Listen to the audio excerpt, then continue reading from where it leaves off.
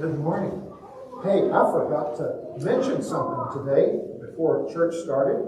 You know, today the Faith, Family, and Fellowship is meeting again. Give you an opportunity to learn about a special person in the Bible named Miriam. Hope you'll be joining in for that, taking that all in. And I remember last Sunday when I said we were going to talk about Joseph, I could tell that most of you had paid a lot of attention at the last Faith, Family, and Fellowship because you knew the story of Joseph. You'd been paying attention. But do you ever have a tough time paying attention? Is it sometimes hard to pay attention? Right. Especially when people are talking about something you really don't find interesting at all.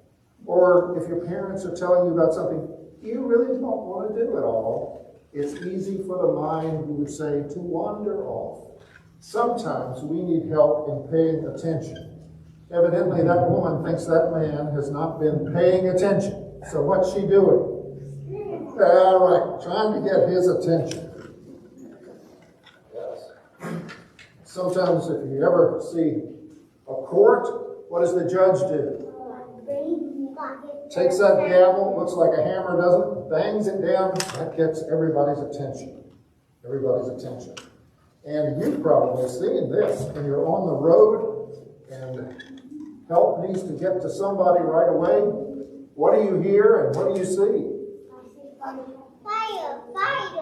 And you'll hear a siren going, making loud noise, and lights flashing, again, trying to get our attention so that we will move out of the way and they can quickly get to people that need them. Well, that's the way I like to think about the episode we've heard today. It's often called the Transfiguration of Jesus.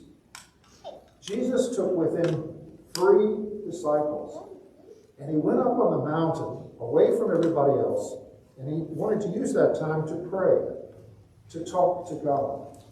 And while Jesus was praying, suddenly Jesus changed. It said his face began to shine, and his clothes became dazzling white. Dazzling white means it might have been even so white it would be hard to look at. It was just dazzling.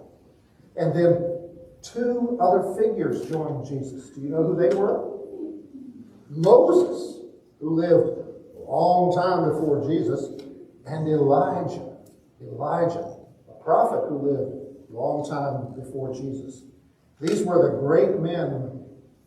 Moses gave the law. Elijah was the prophets. The law and the prophets. Wow, so Peter and them are kind of, what do they look like there? Kind of afraid, aren't they? It was overwhelming.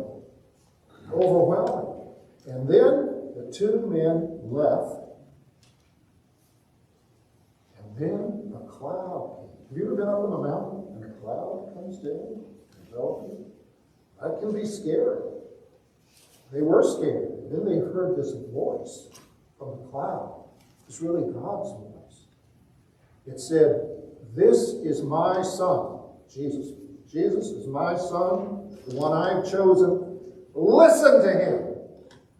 Now, why do you think God said that?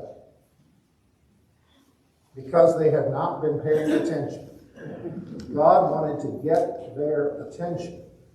They had not been listening to Jesus. And you know what Jesus was saying? If anyone wants to be my follower, they need to deny themselves what they want and take up their cross and follow me. You think the disciples wanted to hear that? No, that seemed so hard and so strange. But the Transfiguration was how God was trying to get their attention, and now our attention, so that we would always know that the cross is the way we must follow. The cross is so important. It tells us what Jesus is all about, and the cross tells us how God loves us, even when we're doing wrong, and how God promises life, even when we're not. Thank you, boys and girls, for sharing with me today.